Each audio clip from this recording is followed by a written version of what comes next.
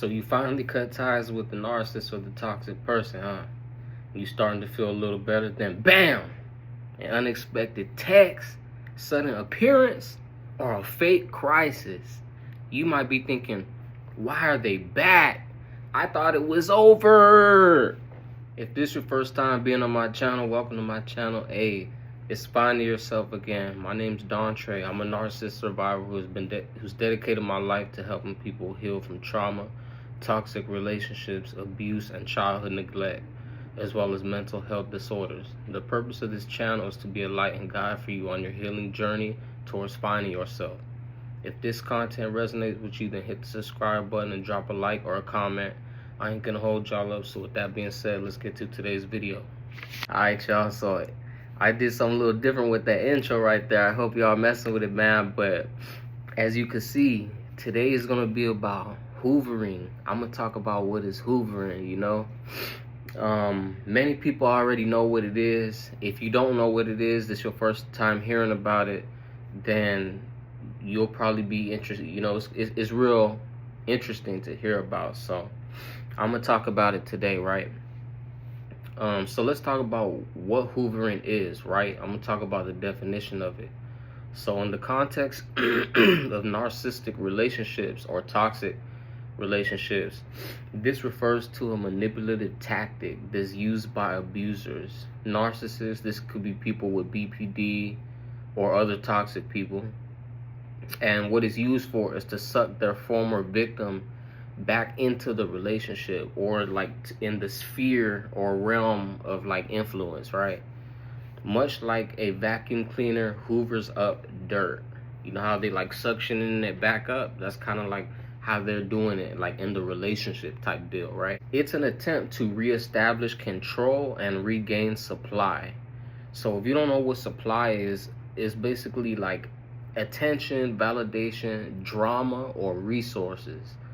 It's like any type of form of like manipulation that like somebody will use on you to get you like out of your character. Like that's like the best way that I could describe it, you know, like for me, like, because some people go about getting supply in different ways, right? Like some people manipulate in different ways, you know what I'm saying? Like some people will try to cause problems with you, you know, and then other people will maybe try to get sympathy from you, or like it's just random crazy different ways, you know. But at the end of the day, it's all about reestablishing control and regaining supply. The hoovering happens after you've already left the narcissistic relationship or the toxic relationship. This don't, you know, like this can't happen when you're in the relationship. This is when it's already done and over with, you know. So it's not about genuine remorse, change of heart, or truly missing you as a person. And it's important to understand that this isn't a genuine act on this person's behalf. You know what I'm saying? Like it's just a way to try to get control. It's just a way to try to get a attention and a source of supply from you, you know. It's a calculated maneuver to reassert dominance and exploit your emotions or resources. That's what it is. It's calculated, you know. This can happen anytime. It can be days, weeks, months, or even years after the separation. This could happen years. Like, you know what I'm saying? Don't expect for this to just happen like weeks or months. You know, I've had it happen like months later, you know, almost like a year probably later. But I mean, it varies, you know, it varies. So, you know, just understand that it can be years. So I'm gonna talk about why this video, right? Like, and I'm gonna talk about my experience a little bit with this.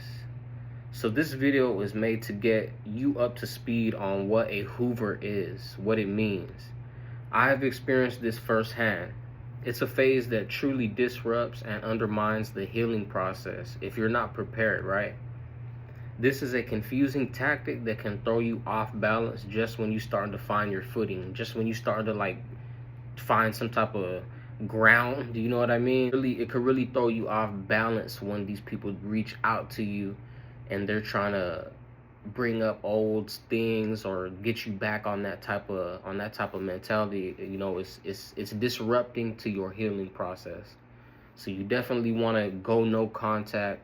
You know, I'm gonna get more in detail about that. My experience with hoovering, right? Like I said, it was about like a year, or well, it was like months, like maybe it was months, like on and off, because it took me probably about almost like probably 7 or 8 months to get my phone number changed and fully go no contact. You know, like this shit took me a minute. This wasn't just this wasn't like, even when I knew what I had to do, it still took me a minute. You know what I mean? Like I was stuck. I was stuck on like just, you know, stuck on what isn't, you know, or what wasn't, you know. This can trigger old feelings, right? And it can make you like long for what you thought you had, doubt, guilt, or even a misguided sense of obligation. I know I had that a lot for sure, like a lot of misguided obligation, and I still have an issue with that to this day. Like to this day, I still have to prioritize, you know, my obligations and stuff like that. But through my healing work, I've learned to see these attempts for what they really are. You know, over time, I started to see them for what they really were. I was kind of second guessing it at first because I really didn't understand this stuff. You know, it took me to like really learn this shit, and, you know, in therapy and books and just all the research that I've done. Like, you know, it took me a while to really truly grasp this and really understand it. So the fact that I can just give it to you and you don't got to do all that research is like a blessing. And understand that these are a desperate grab for control and supply. It's not genuine connection. This can be emotionally harmful, and this is why it's best to go no contact if possible. The reason why I say if possible is because I understand that some people got kids, some people got to go gray rock, you know, which is very dry, low to no emotional responses, and just, you know, just being very dry and to the point.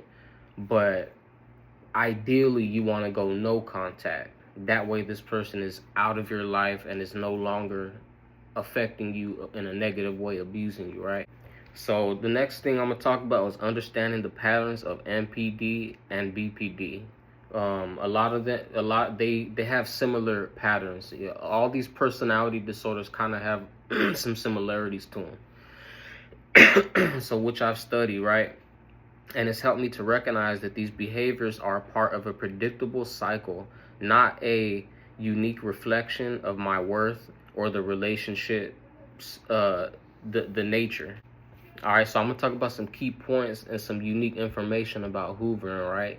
So understand that it's about supply, not love or remorse. You know, the core motivation is always about the narcissist's need for supply, which is gonna be attention, drama, admiration, pity, control, and it could be resources. It could be all of those, or one of those, or some of those. But that's normally when they're reaching out, hoovering you, that's normally what this is about. It's not really about true remorse or love. And I had my toxic ex-partner reach out to me and be like, oh, I'm sorry for this and I'm sorry for that. And then shortly after that asked to move in with me, you know, in my new place where I'm renting from, you know. And it's like, hell no. You know, you left me in that old apartment, you know, struggling, you know what I'm saying? So it ain't like no way, there's no way, man. There's no way that I'm going back, you know. And could you imagine if I would have let that person come back into my life? Like, you know what type of damage that could have did to my healing? You know what I mean? It would have set me back and probably held me back. So it was tough to, it wasn't a tough decision because I knew that there was no way I was gonna let her back, right? But at the end of the day, it was still hurtful, right? Still painful. And had I just went no contact sooner, I would have never really experienced that, right? So going no contact, you could just avoid a lot of this extra emotional like emotional things that come to you. It's rarely about genuine remorse or missing you as a person. They miss what you provided to them, which is the supply. And you'd be surprised, man. Like, some of these people, it ain't even like it's not like money or like crazy thing. Not, it's not really extravagant things. It's more so related to like emotions and like attention and drama, admiration, stuff like that. That's what it's more so about, because that's what they used to, right? In the environment that they grew up in, they're more used to like chaos and that type of stuff.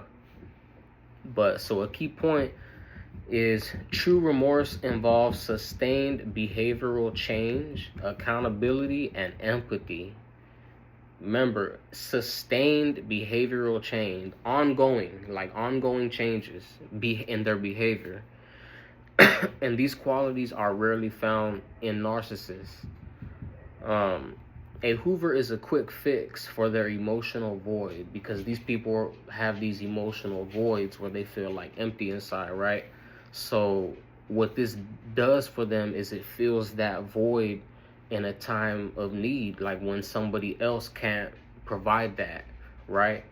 And I remember, you know, like for me, the times that the toxic partner would reach out to me and be, it was more so like emotional, more so, saying things like, I love you and I miss you and I wanted to check up on you and how you doing, and like stuff like that, you know what I mean?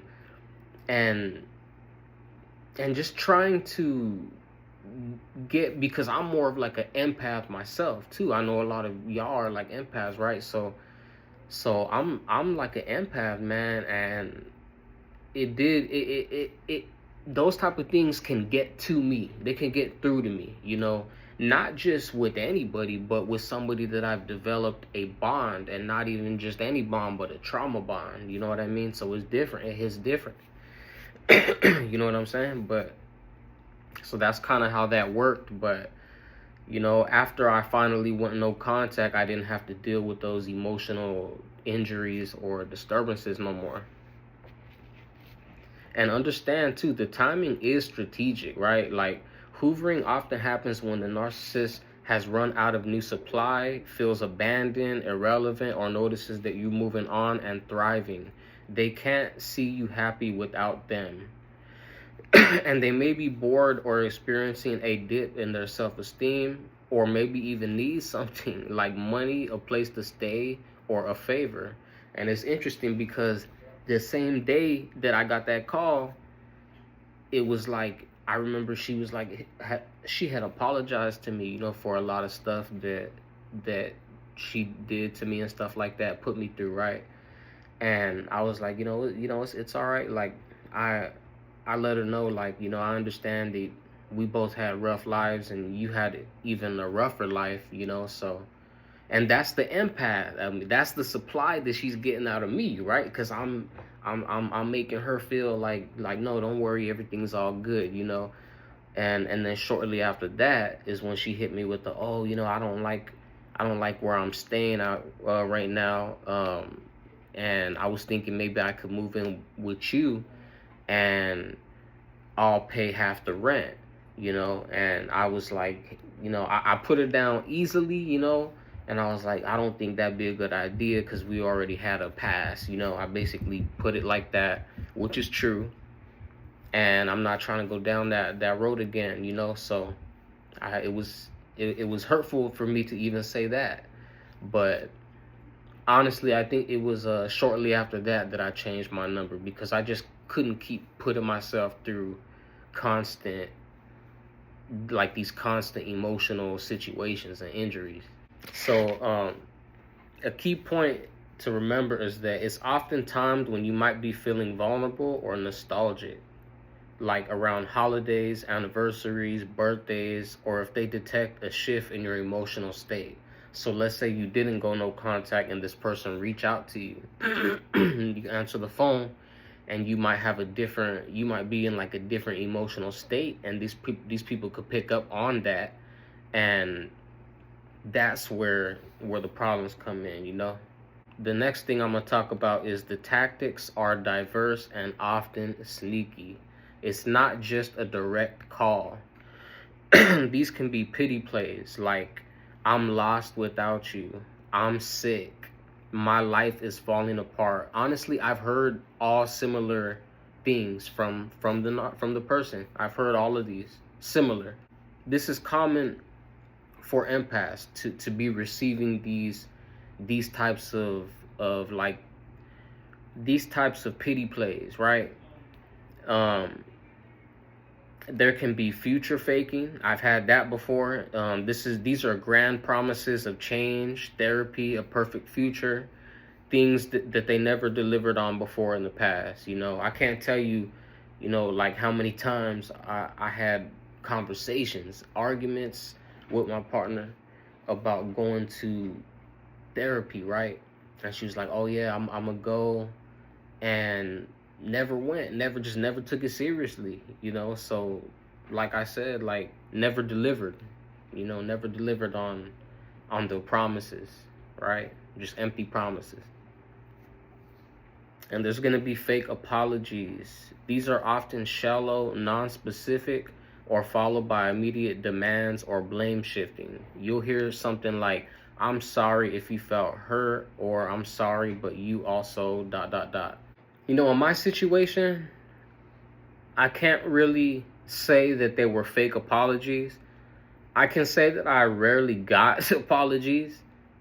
So I guess that contributes to the reason why I feel that in the end, when she did apologize to me, I took it serious. I thought it was real, you know, because I never really ever got apologized to from her. So it was kind of shocking. I ain't gonna sit here and bash her on whether I think it was a fake apology or not. You know, to me it didn't feel shallow, and it was interesting that she apologized for everything. But now that I think about it, she didn't exactly say, like, I don't remember her saying like exactly what she oh no, she said like the cheating and stuff like that, you know, but she wasn't very specific.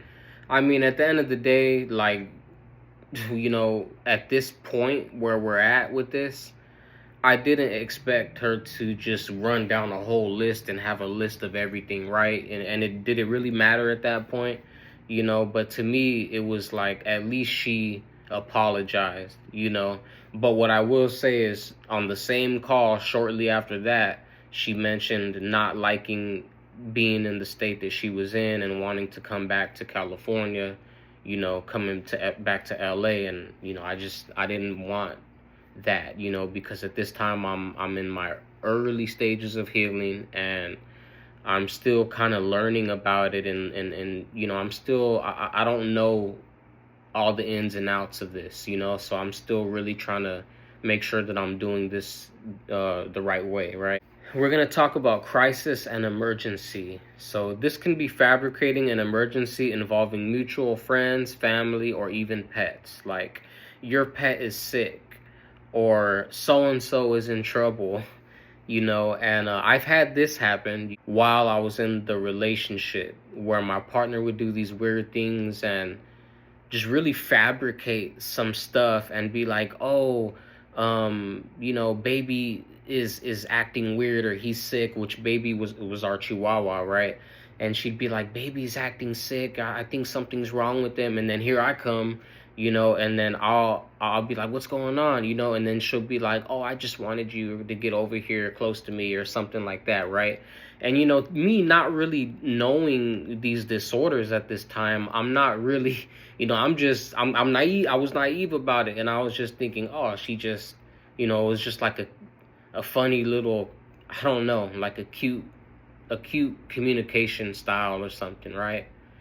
It totally went over my head at the time. Then next is going to be ambiguous messages. You know, I kind of talked about this earlier. You're going to see messages like, thinking of you, right? Hope you're well, just checking in, you know.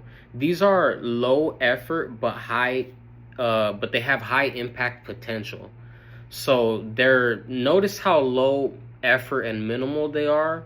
You know, they're just checking in, you know, real quick, you know, nothing major like, hey, how you doing, right? But that has a big impact on you when you fucking been with this person for 5, 10, 20 years. It's not just casual like, hey, how are you, right? Like, you know this person on a deeper, long, lengthy level, you know, for a lot of us. So it's triggering. Let's be honest. It's triggering for somebody to reach out to us like that, you know, especially when we were in a relationship that was more of an illusion on our part. We thought that it was something that it wasn't. So next, these can be grand gestures like sending flowers, gifts, or showing up unannounced. Typically, I didn't see any of this. You know what I mean? My ex toxic partner was a little more on the stingier side. You know, she had small ears, man. She was on the stingier side. So I wasn't getting no flowers or no gifts or nothing like that. You know what I mean? She may show up unannounced, but you know, at a certain point in our breakup, she didn't even do that, you know. So I didn't really get that, but I could definitely see like some guys that have probably decent jobs or income doing something like this, you know, sending a girl flowers or gifts or just showing up on like creepily, you know. I could see that. Next is we're going to talk about indirect contact. This is when the toxic person is contacting your friends, family, even your coworkers. And these could be flying monkeys as well to check on you or to talk about you. To check on you, right? But it's more so to talk about you and get some info, some intel on what's going on with you, right? The next is going to be nostalgia bombing. So similar to love bombing, but this one, be extremely careful right here, because this is where they remind you of the good times or even sharing old inside jokes. And these can trigger a deep sense of longing, right? Deep, you know, this is a deep trigger for many people, definitely me, you know. Imagine my toxic partner was able to somehow get my number and call me and say, hey, you know, you remember the good times? You know, I remember those good days and I wish we could have those back. That's very triggering to somebody like me who's empathetic and been abused by this person. Like, it's because deep down I do wish that the situation was different, right?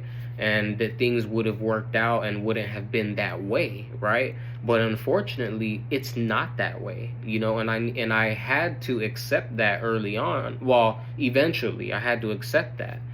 And you know, there's no problem with being honest about reality, right? Your reality, you know. That might not be your reality, but to me, that's my reality, right? So, you know, this nostalgia bombing can be very crucial, and it's something that I thankfully don't have to deal with anymore because I went no contact. A key point is to recognize the intent behind the contact, not just the words. So you can hear these words, but you also have to be aware and be thinking about, why is this person ultimately reaching out for me? Is it truly to just to apologize and, you know, because they're trying to change? Because let's be honest, had that been the case with my toxic partner, where she was just truly changing and trying to trying to change her behaviors, then she would have just apologized, right? There would have been no request for, you know, to come and move in with me. That would have never came up, you know. So obviously that was the real reason, right? You know, or at least a good part of the reason. But it's interesting that she knew that the only way that she would be able to hoover me is I got to apologize, which is something that these people never do. You know what I mean? So it's really interesting. Like, it's shocking. You know what I mean? So yeah, and it just goes to show you these people will say anything to try to get you under their control again, right? So be careful. Be careful with yourself. Be careful with your heart. Be careful with your mind. So I'm gonna talk about some skills to resist hoovering and protect your peace, right? Number one, master no contact or gray rock. This skill requires radical disengagement, letting go, dropping them, cutting emotional ties and all contact, if possible, right? If you don't have children or something like that. Remember that no contact is the gold standard for your safety and peace. This includes blocking them everywhere or dry to no responses if you're using the gray rock method. Understand that even with gray rocking, the goal of this is to detach from the toxic person fully, especially emotionally. The goal is to detach. We're not sticking around and letting this go on and continue to harm you in life, right? You need to detach from them. Number two, validate your own feelings. Don't seek theirs. This skill requires self-validation. So some unique information. The Hoover aims to make you question your decision to leave. Remind yourself why you left. Revisit your journal entries about the pain and toxicity. Your feelings of hurt, anger, or confusion are valid.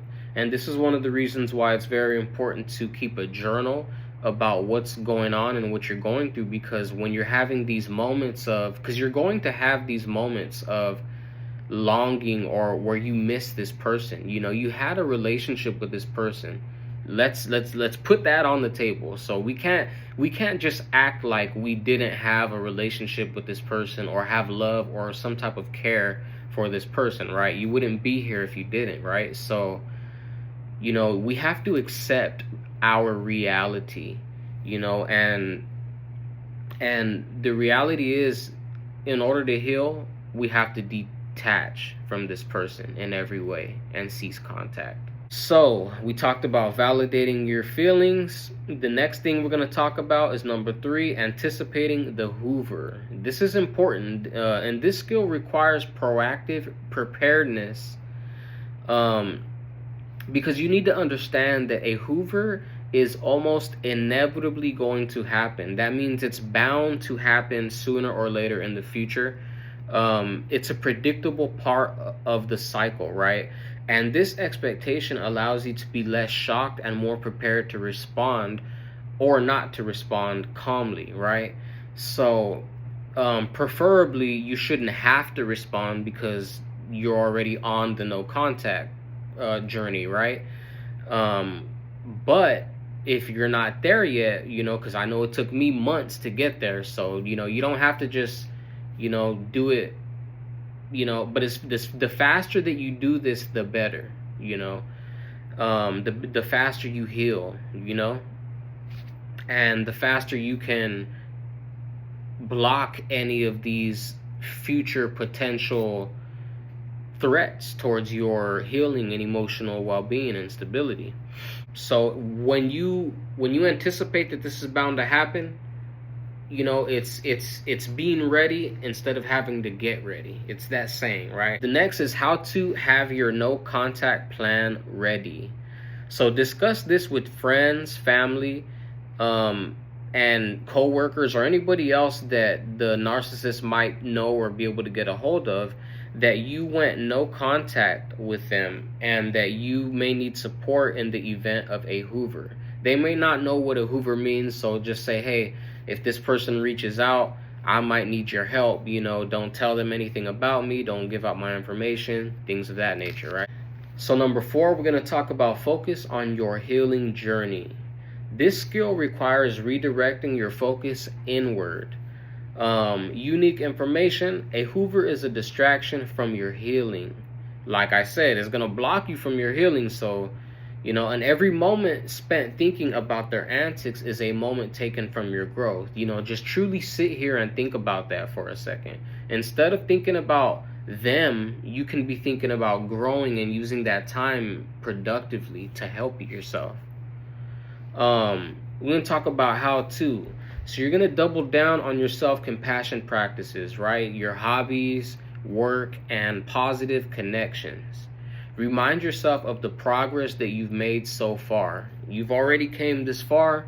You're not going back. You're not backtracking. On this healing journey, we don't backtrack. Although we're going to have moments where, yes, we do backtrack, but the key is to keep pushing forward. Yes, everybody has relapses or backtracks, in life, but the key is to get to a point where you no longer are having those and we're consistently moving forward, right? 5, we're going to talk about seek support, not justification, right? So this skill is going to require you to lean on healthy support systems. This is going to be like therapists, counselors, psychiatrists, certified people, and it can be trusted individuals as well. Unique info. Don't try to justify your past actions or the narcissist's behavior to anyone who contacts you on their behalf. These are known as flying monkeys. Simply state that you moved on and are not addressing the relationship. So we're going to talk about how to focus on your healing journey. So you're going to talk to your therapist or a trusted friend about the Hoover, not to get advice on responding to the narcissist, but to process your own feelings about it, right? So that's what that's about. All right, so number 5, conclusion. Protecting your peace. Remember that hoovering is a sign of their disorder and need for control. It's not a sign of your worth or relationship potential at all. Empowerment. You have the power to decide who gets access to your energy and life. Your peace is non-negotiable. You've come too far on this healing journey to fall back into old patterns. If you're here, it's for a reason. Keep fighting and stay strong. Like I said, if you're here, it's for a reason. And, once you realize that you have the power to decide that you get to choose who you want in your life and who you want to build relationships with, it is so empowering, and I encourage you to look into that and realize that you truly do have every right to decide, make your own decisions in life on relationships, career, what underwear you want to wear, what food you want to eat. You get all of that. It's yours. And don't ever feel like anybody has that over you. Don't ever feel like it's not yours, right? So I just want to tell you guys that I thank you guys so much, man. If you made it right here to this part of the video, I'm going to ask you to please hit that subscribe button. It truly helps me and, more importantly, others out there to get suggested this content. I'm sure there's somebody out there who's going through what I went through or what you may be going through, and this content can help them a lot. So it would be really great if you can subscribe, you can like, comment, share, let me know how you're feeling about this content.